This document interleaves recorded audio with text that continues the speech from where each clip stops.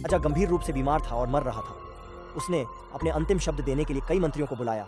वह अपने छोटे बेटे को सिंहासन देना चाहता था। आखिरकार वह सभी पहलुओं में सर्वश्रेष्ठ था।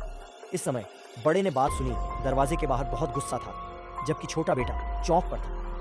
वह अपने गंभीर रूप से बीमार पिता को मौत के हाथों से वापस छीनने के प्रयास में डॉक्टर और दवा की तलाश कर रहा था। इस समय भीड़ में एक बूढ़ा आदमी था। अचानक उसने कहा कि वह जानता है कि एक प्रकार का जीवन जल है, जब तक वह इसे पिएगा राजा ठीक हो जाएगा, लेकिन उसे जीवन के इस पौराणिक जल को खोजना होगा। यह सुनने के बाद राजकुमार, जो बहुत भ्रमित था, तुरंत महल में लौट आया और राजा को मामले की जानकारी दी और राजा से जीवन के पानी की खोज करने की अनुमति मांगी। हालांकि सबसे बड़ा राजकुमार, जिसके कुछ गलत इरादे थे, उठ खड़ा हुआ इस समय और कहा कि वह मालिक है और उसके लिए जाना अधिक उचित होगा।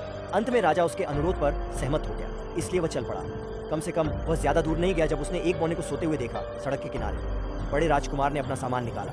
उसने बूढ़े आदमी को नींद से जगाया, फिर बूढ़े आदमी का कॉलर पकड़ लिया और पूछा कि क्या यही वह जगह है जहां वह जा रहा था। शैतान के जंगल में बूढ़ा आदमी गुस्से में था कि सबसे बड़ा राजकुमार इतना असभ्य था, इसलिए बूढ़ा आदमी चला गया वापस। शैतान ने जादू का उपयोग करके हवा का झोंका बुलाया और सबसे बड़े राजकुमार को उड़ा दिया। सबसे बड़े राजकुमार के बाहर आने के बाद वह वापस नहीं गया, इसलिए छोटा राजकुमार आगे चला गया। वह कमरे में सो रहे बूढ़े व्यक्ति से भी मिला जंगल, लेकिन उसके विनम्र व्यवहार ने बूढ़े व्यक्ति को नाराज नहीं किया। बूढ़े व्यक्ति ने उससे पूछा कि वह कहाँ जा रहा है और उसने ईमानदारी से उत्तर दिया, मेरे पिता गंभीर बीमार हैं और मैं जीवन रक्षक जल की खोज में हूँ। इस निर्दयी व्यक्ति की मदद चाहिए।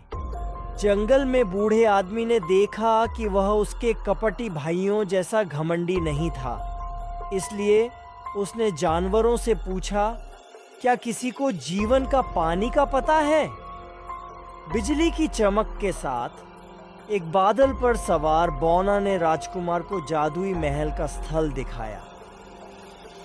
मंत्रमुग्ध महल से पानी निकलता है, पर चंद्रमा के डूबने पहले उसे वापस लाना होगा, नहीं तो महल समुद्र में डूबकर फंस जाएगा।